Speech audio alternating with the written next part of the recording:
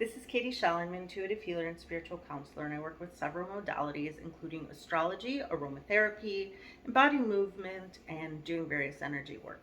All of which's purpose is to help you empower yourself more, help you with be more aware of who you are, and more able to be yourself and be more accepting of everything that you are. So with that, this particular video is an astrology video focusing on retrogrades. And the reason I'm focusing on retrogrades right now is because there are several going, this is August 2nd, 2023. There are several going on right now, and there's going to be several more added through the end of the year. So this is a little bit of a forecast video for the end of 2023, and a little bit of just kind of general instruction on understanding how to work with retrogrades. So what a retrograde is a planet appears to move backwards in the sky. And it has to do with the speed of the Earth and the orbit of the Earth and the orbit of the planets and all of those other things. And I'm not going to get too technical in that part of it, but it's basically, it appears to go backwards in the sky. And so shorter moving, faster moving planets like Mercury, which is the fastest moving planet. That's why it goes through several retrogrades over the course of the year, because it has a very fast orbit. So we'll see it move quickly back and forth through a section of the sky before it moves forward, because it can't get too far away from the sun. And then the longest moving planets like Pluto, we'll see it go over the same degrees over and over and over for sometimes several years. And so we get really whatever it's affecting gets really drilled down and really focused on and changes. It doesn't affect our everyday life the same way the Mercury retrograde does. We don't see it showing up, but the long-term transformation of it is much, much more impactful. So those are the two extremes, is Pluto on one end and Mercury on the other end. And so we have every planet in the next, so it's August 2nd, in between now and September 15th, every planet other than Mars will either be in retrograde or will have just been in retrograde, or still, like Venus will have come out by then, but it will still be in that shadow period. So we are talking about major impact here for all of us. And so visually, we understand what a retrograde means. It means it appears to be going backwards through the sky. What it means for us energetically is it's going over the same part of our charts, our individual natal charts, and it's going to be activating those same parts 3 times. Once it will go over it initially, then it will, and during that initial period, we'll see things start to come up. We'll see things start to arise that need our attention. During the retrograde phase, we will become focused and we'll go inward and it's a time of reflection and refinement to then kind of figure out what to do with those things. It is generally not a time of action. It is, again, a time of reflection. It doesn't mean we don't do anything. It doesn't mean we literally stop during a retrograde. It means we take a little bit more time. We slow down. We check our intentions. Make sure that we're setting really clear intentions too about what we want, being clear in who we are. So then when it goes over the 3rd time, this is when we find the solutions and we get that forward momentum moving into and then we move into another phase, into another thing. And with some of those outer planets, it will zigzag over the same spots over and over and over repeatedly over some years. It'll, 2 steps forward, 1 step back, 2 steps forward, 1 step back. And it just keeps on doing that over the same area, like with this, like Pluto. Again, Pluto right now is back in Capricorn. It'll go back into Aquarius and then goes back into Capricorn again before it finally makes its final move into Aquarius. So it's kind of been at 27 degrees of Capricorn and 0 degrees of Aquarius for some time, for over a year. Anyway, I'll add some dates and stuff to help clarify some of that.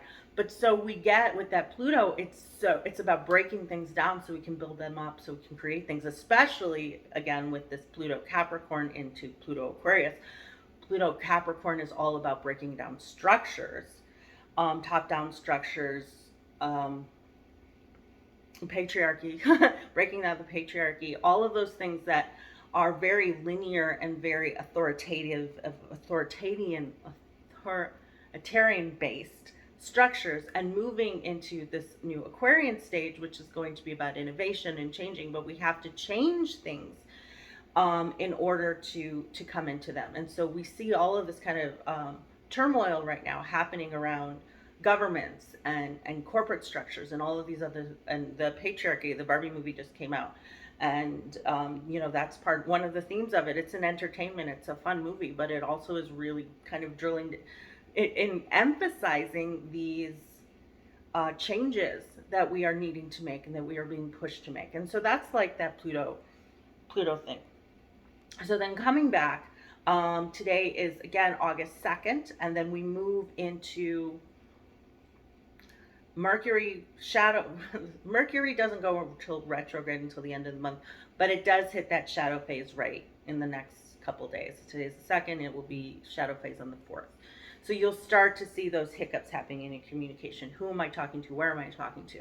And think about, and it's in Virgo. So Mercury in Virgo is you're gonna get here some criticism. I'm not gonna sugarcoat it for you.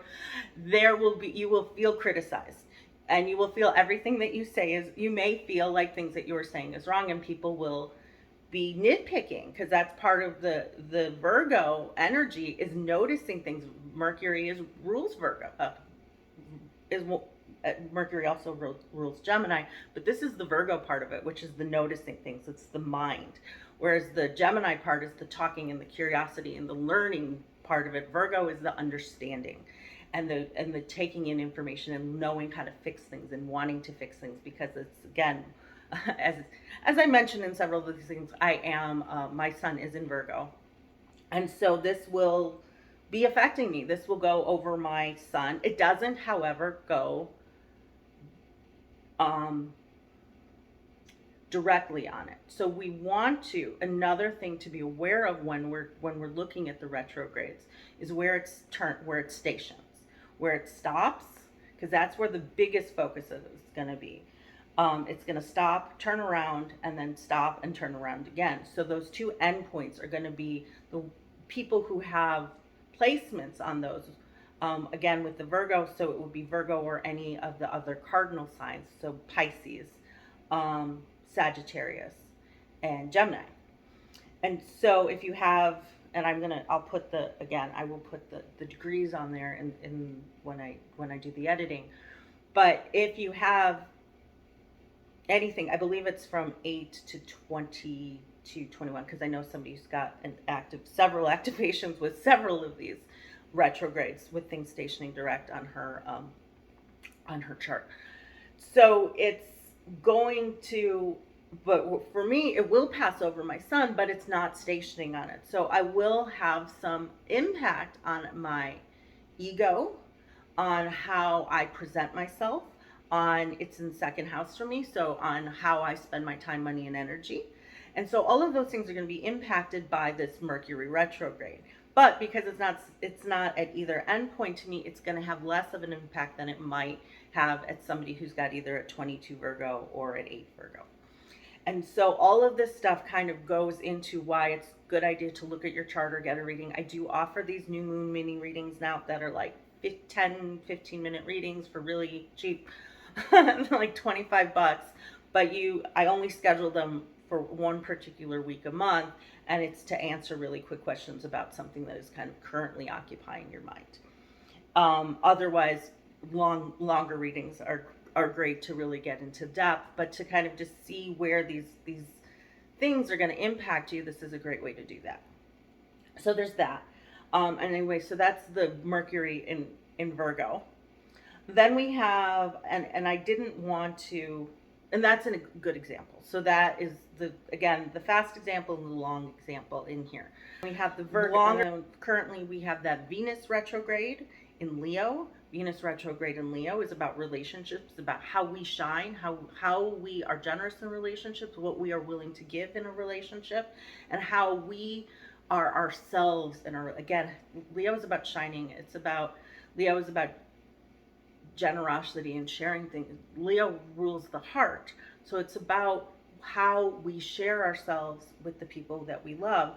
So we may find ourselves hesitating with things that we want to share because maybe we're not supposed to share them, or we may find issues where we feel like we are being suppressed by someone, or our nature is being suppressed. The thing that we love the most is being suppressed by those people we are in relationships with.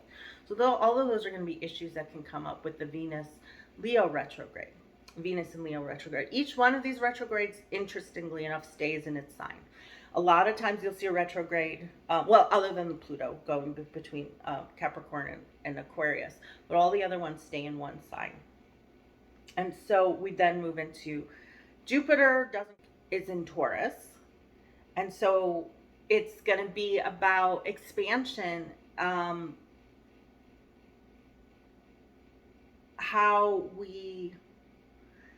The opportunities for us to expand our resources, the opportunities for it to be happier. Taurus really likes things to be like simple and stable. So what do we need to do to bring more stability into our life is going to be one of the questions. And again, we want to look at exactly what the house and aspects for any of these, because they're not going to have, if you don't have Jupiter and Taurus aspecting anything in your chart, it's not going to have as much of an impact as some of the other ones. Like I was mentioning, the Saturn for me is impacting my natal moon, and so it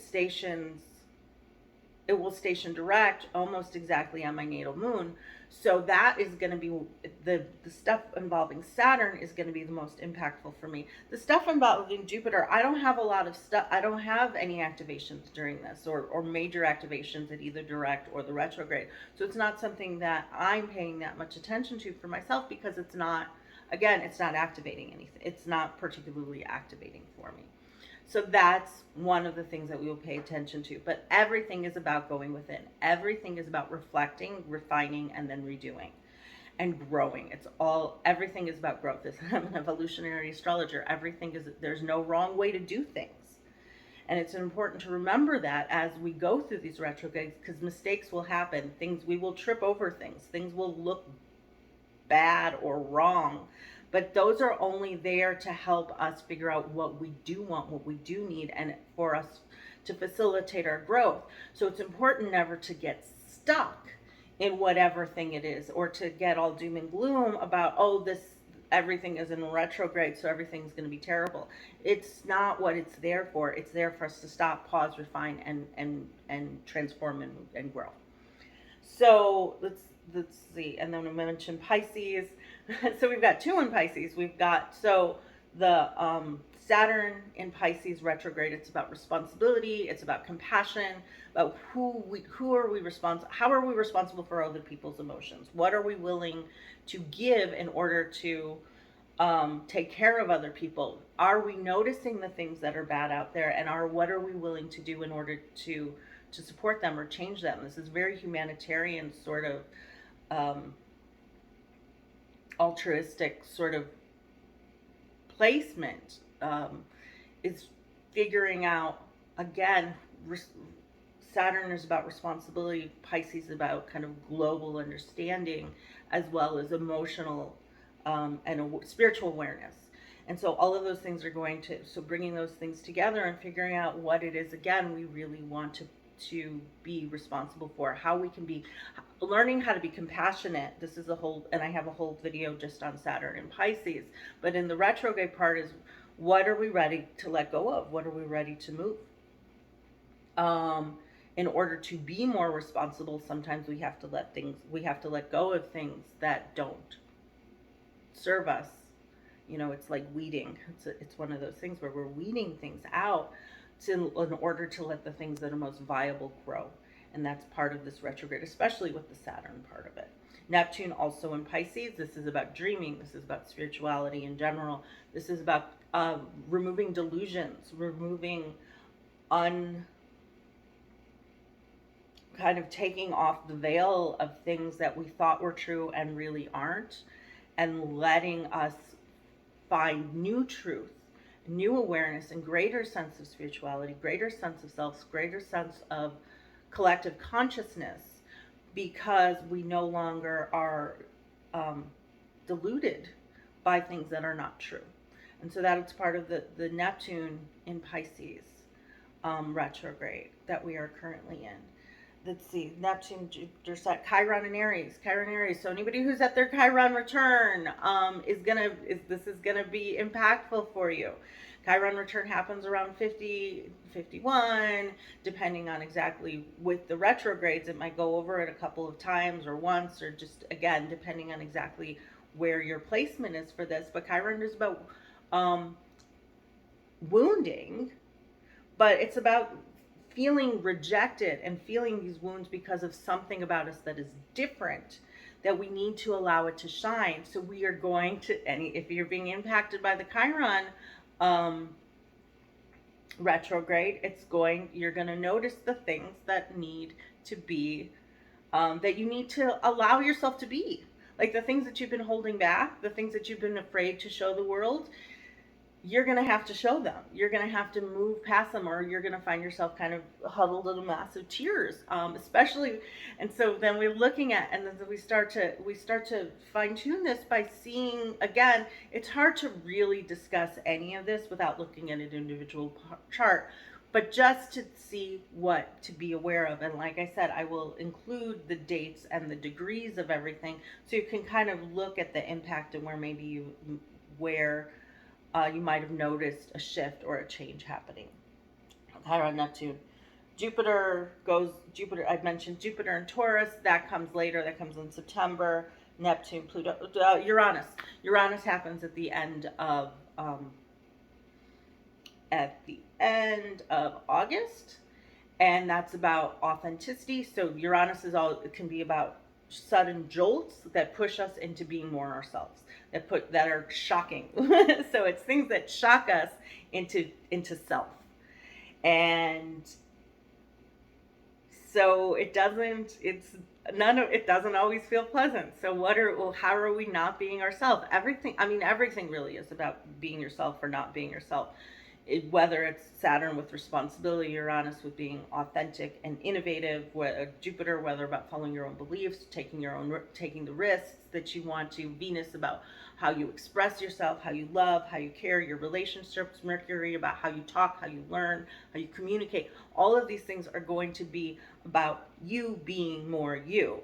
You're just going to feel the energy coming from everybody else because everybody else is going through some of this too. And you will feel people bumping up against you in order to bring things out in you, or experiences. It's not just individuals, but experiences that show up, that shift things and move things. So I hope this is helpful. If you have questions about retrogrades in general, if you'd like a reading in order for me to help look at your individual chart, I'm hoping I'll make some more longer videos on each one of these aspects and tag them or put little cards or whatever you call it in this video at a later point. But as Mercury is about to go into retrograde, I did want to is about to go into that shadow phase. I wanted to get something out there while my head is a little bit clearer. And interesting, just on a side note, so even though everybody else is slowing down right now, there's this, collective slowing down, introspective that's going to happen. And again, it's happening through the end of the year.